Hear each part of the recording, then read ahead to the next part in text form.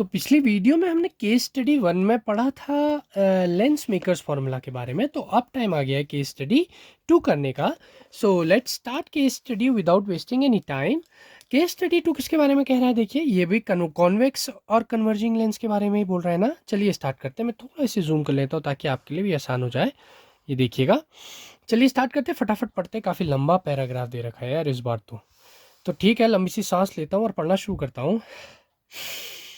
A convex or converging lens is thicker at the center than at edges। बिल्कुल सही कह रहा भाई, बिल्कुल सही बात है। It converges a beam of light on refraction through it। बिल्कुल सही बात है। एक कॉन्वेक्स लेंस बीच से मोटा और किनारों से पतला होता है और क्या करता है? हमेशा कन्वर्ज करता है। तो convex lens is a converging lens. It has a real focus. Okay, real focus का मतलब क्या है?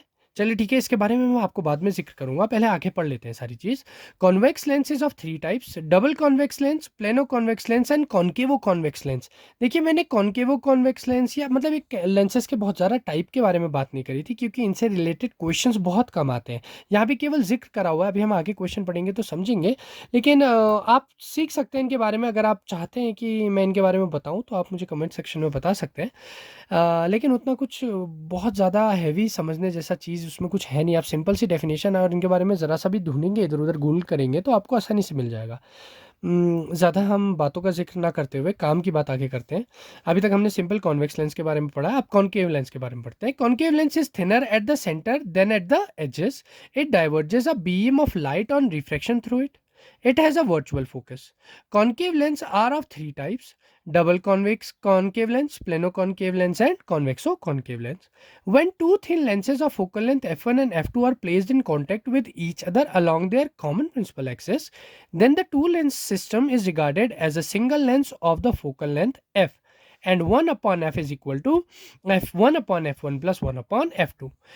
If several thin lenses of focal length f1, f2 till fn are placed in contact, then the effective focal length of the combination is given by 1 upon f is equal to 1 upon f2 plus up to 1 upon fn times, जितने ज़्यादा हमारे lenses लगे हुए हैं.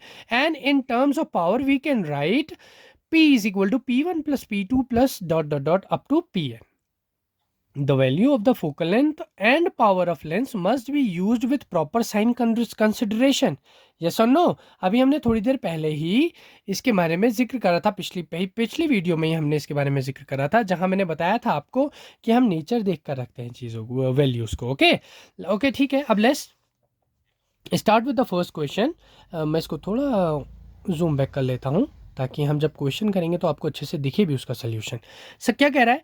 To thin lenses are kept coaxially in contact with each other and the focal length of the combination is 80 centimetre.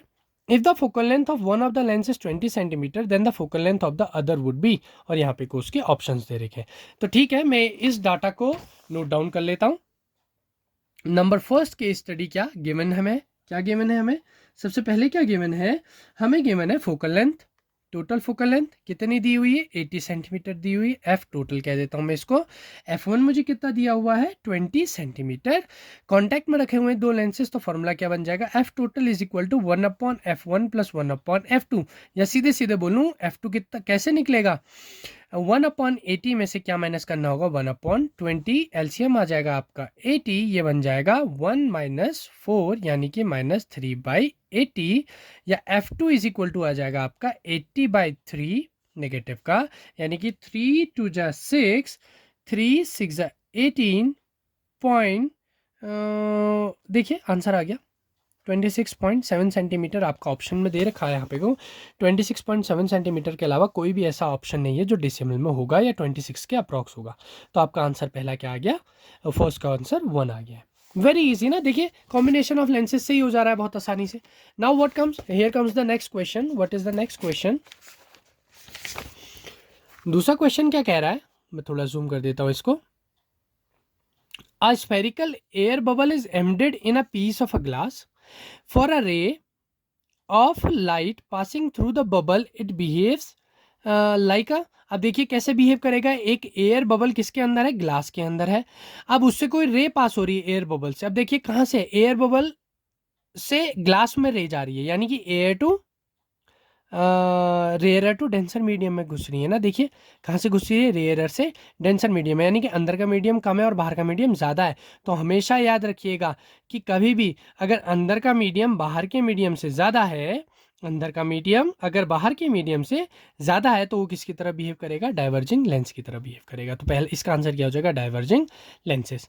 Next question, lens generally use in magnifying glasses. अब देखिए simple, आपने घर में मैग्नीफाइंग ग्लास देखा होगा अपने घर में, तो आप क्या करते हैं, उसका इस्तेमाल करते हैं छोटे लेटर्स को बड़ा करके देखने में, यानी कि बारीक शब्दों को देखने के लिए हम कॉन्वेक्स लेंस का बहुत ज़्यादा वो मैग्नीफाइंग ग्लास का बहुत ज़्यादा इस्तेमाल करते हैं। और देखिए मैंने आंसर भी आपको बता दिया, वो कैसा लेंस होता है, सिंगल कॉन्वेक्स लेंस होता है।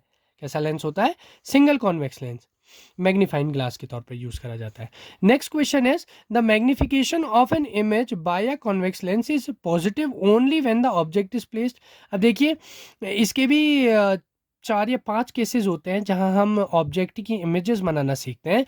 तो एक ऐसा केस आता है कॉन्वेक्स लेंस में जिसमें ऑब्जेक्ट की वर्चुअल इमेज बनती है, बाकी सब में कैसी बनती है, रियल इमेज बनती है। तो वो कौन सा केस है, जब हम ना उसको फोकस और ऑप्टिकल सेंटर के बीच में रख लेते हैं। तो इसका आंसर क्या हो जाएगा, डी हो जाएगा। ओके तो यहां तक तो हमारे सब क्या थे, थ्योरेटिकल थे, एक ही था जो न्यूमेरिकल था। अब देखिए और में एक क्वेश्चन पूछा गया, क्या पूछा गया, देखिए a convex lens of 20 centimetre focal length forms a real image which is 3 times magnified, the distance of the object from the lenses. अब देखिए अगर हम न्यूमेरिकल वैल्यू में जहाँ ध्यान दें तो हमें केवल फोकल लेंथ दे रखी है कॉन्वेक्स लेंस की, और फोकल लेंथ हम कॉन्वेक्स लेंस की कैसे लेते हैं, हमेशा पॉजिटिव लेते हैं। फोकल लेंथ कॉन्वेक्स लेंस की कैसे ली जाती है, मैं इसको थोड़ा जूम आउट करता हूँ।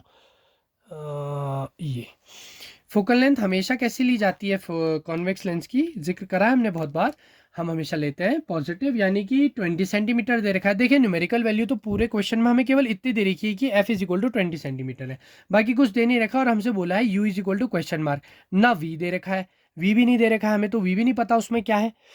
लेकिन भैया आप जरा ध्यान दीजिए, इसने यहाँ पे को क्या कहा, a convex lens of 20 centimetre focal length forms a real image, real image बना रहा है, और मैग्निफिकेशन कितना है, 3 टाइम्स है। यानी कि क्या दे दिया आपको यहाँ पे को, m इज इक्वल टू 3 दे दिया है, केवल 3 नहीं दिया है, -3 दिया है, नेगेटिव। मैंने पिछली बार जब मैग्निफिकेशन का कॉन्सेप्ट पढ़ाया था आपको बताया था, जब भी नेगेटिव में साइन होगा तो कैसी इमेज होगी, रियल इमेज होगी। और अगर मैं बोल रहा हूँ रियल इमेज है, तो आपको ध्यान रखना है कि कैसा साइन लेना है आपको, मैग्निफिकेशन का नेगेटिव साइन लेना है। ओके अब देखिए हमें क्या पता है, m is equal to v upon u, पता ही नहीं पता है, अभी मैंने बोला मुझे v की वैल्यू भी नहीं पता और u निकालने बोला है। क्या मैं यहां से रिलेशन निकाल सकता हूँ, -3 is equal to v upon u, this implies that u, नहीं v निकाल रहे हैं ना, v is equal to -3u, कह सकता हूँ नहीं कह सकता हूँ, बिल्कुल कह सकता हूँ, इसीलिए तो मुझे ये चीज़ प्रोवाइडेड है उसमें।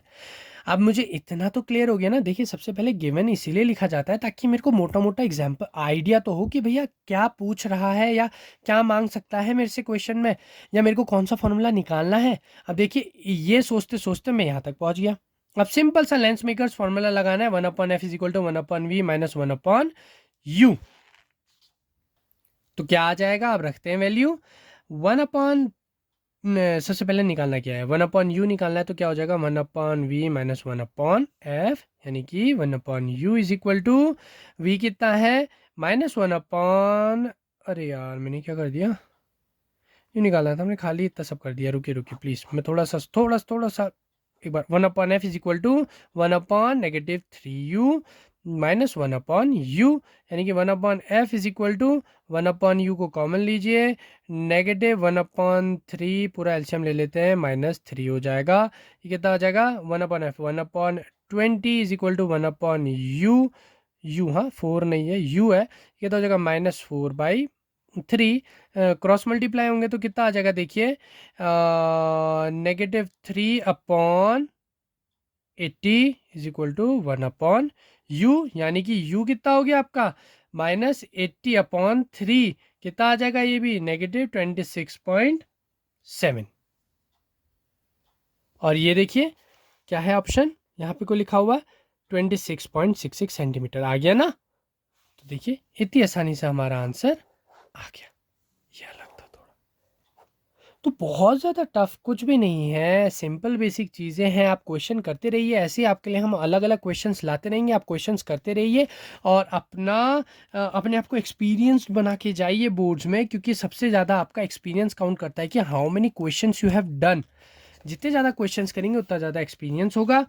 अब देखिए, ये केस बेस्ड स्टडी मैं ले आया हूँ आपके लिए तीसरा। ये तीसरे को आपको क्या करना है, ये तीसरे के अगर आपको ऑप्शन दिख पा रहे हो क्वेश्चन नंबर 4 तक, ये रहा देखिए, हो भी आपके लिए क्लियर होगा। तो ये आपको इसका स्क्रीनशॉट ले लीजिए प्लीज़, और ये क्वेश्चन आपको क्या करना है, खुद से करना है, और इसका मैं सोल्यूशन फिर आपको नेक्स्ट वीडियो में लाकर दे दूंगा।